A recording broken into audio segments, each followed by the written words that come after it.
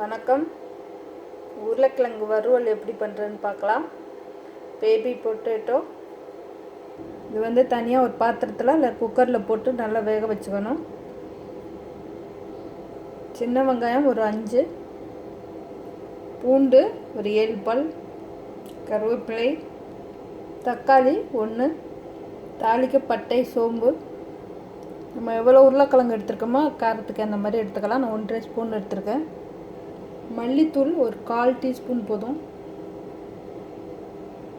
தேவையான அளவு உப்பு, நல்லெண்ணெய். 1/4 கிலோ உருளைக்கிழங்கு எடுத்துருக்கேன். நல்லா வேக பாத்திரத்தில் போட்டு இப்போ இது வெந்துடுச்சு. இப்போ தோல் உரிச்சுக்கலாம். இது தோல் உரிச்சிட்டு செய்யலாம்.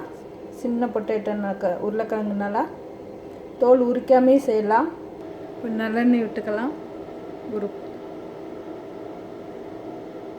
நல்ல அகலமான பாத்திரம் வச்சுட்டு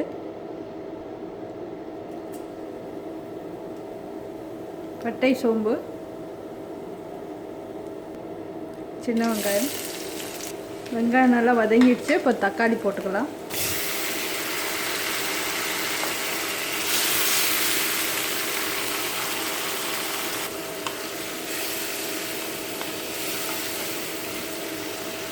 கருவேப்பிலை போட்டுக்கலாம்.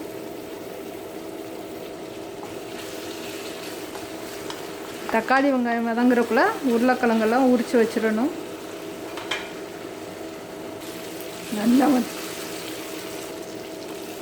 நல்லா வதங்கிடுச்சு.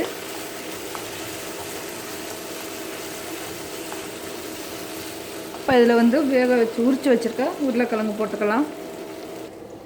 இந்த மாதிரி தோல் உரித்து வச்சுக்கணும்.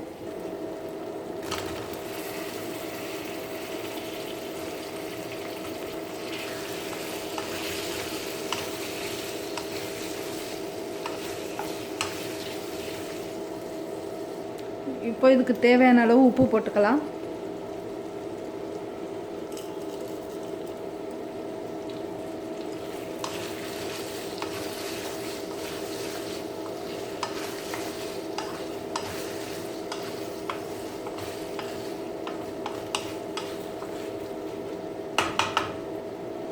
இதில் கொஞ்சமாக தண்ணி ஊற்றிக்கணும். அப்போ தான் அந்த உப்பெல்லாம் உருளைக்கிழங்கு உள்ளே போகும்.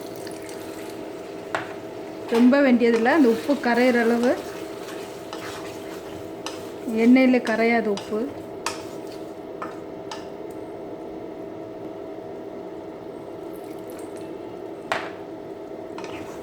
ஒரு 4 ஸ்பூன் அளவு ஊற்றினா போதும்.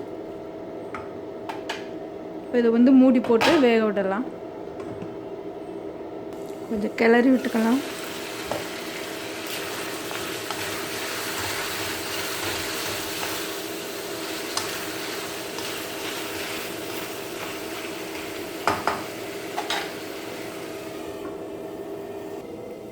பூண்டு இதில் போட்டு நல்லா நச்சு வச்சுக்கணும். இந்த டயத்தில் உப்பு போதுமானு பார்த்துக்கலாம். உருளைக்கிழங்குல மேலாப்பில் உள்ளே போகாமல் உப்பு மேலே இருந்ததுன்னா மறுபடியும் கொஞ்சம் தண்ணி ஊற்றி வேக விடணும். தண்ணி பற்றாமல் கரையாமல் மேலே நிற்கும் உப்பு. அந்த டைம் இந்த மசாலா எடுத்து டேஸ்ட் பண்ணி பார்த்தோன்னா தெரியும். அந்த மாதிரி இருந்தால் மட்டும் கொஞ்சமாக தண்ணி சேர்த்து மறுபடியும் வேக விட்டுக்கலாம். உப்பெல்லாம் உள்ளே போயிடும். உள்ளே போய் சார்ந்துடும்.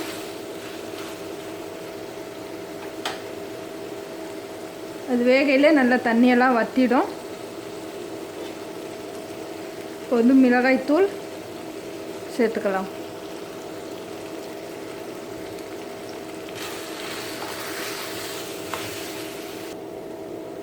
நல்லா கிளறி விட்டுட்டு கொஞ்ச நேரம் மூடி போட்டுக்கலாம். ஒரு 2 நிமிஷம். அடுப்பு மிதமான சூட்டில் வச்சா போதும். மசாலா போட்டப்புறம் அடுப்பு ரொம்ப ஹையில் வச்சோன்னா கரியிரும். அப்பப்போ கிளறி விட்டுக்கணும்.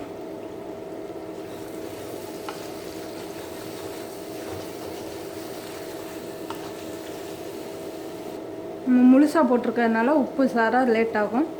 கட் பண்ணி போட்டோன்னா உடனே போயிடும். நம்மளுக்கு எவ்வளோ மொறுன்னு வேணுமோ அந்த அளவு தம்மிலே வச்சுக்கலாம். அப்பப்போ கிளறி மட்டும் விட்டால் போதும், நல்லா மொறுமொறுன்னு வந்துடும்.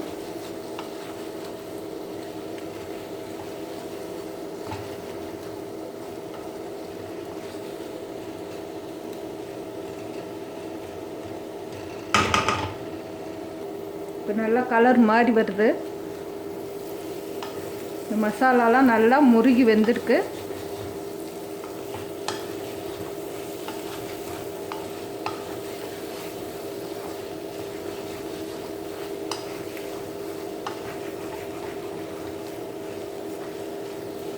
இப்போ இது ரெடி ஆயிடுச்சு. நம்ம நச்சு வச்சுருக்கா பூண்டு சேர்த்துக்கலாம். இந்த மாதிரி நல்லா நச்சு வச்சுக்கணும். மிக்சியில் போட்டு அரைச்சி போட்டோன்னா நல்லா இருக்காது. அம்மியிலையாவது இதில் இந்த மாதிரியாவது நல்லா பூண்டை நச்சுட்டு போட்டோன்னா நல்லா வாசமாக இருக்கும்.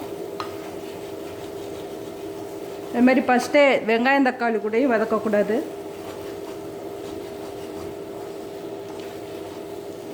இந்த மாதிரி செஞ்சால் தான் ரொம்ப வாசமாக இருக்கும். நீங்கள் செஞ்சு பார்த்தாலே தெரியும். ஒரு நிமிஷம் மூடி வச்சுட்டு இறக்கிடலாம். இப்போ அடுப்பு ஆஃப் பண்ணிவிட்டு எடுத்துடலாம்.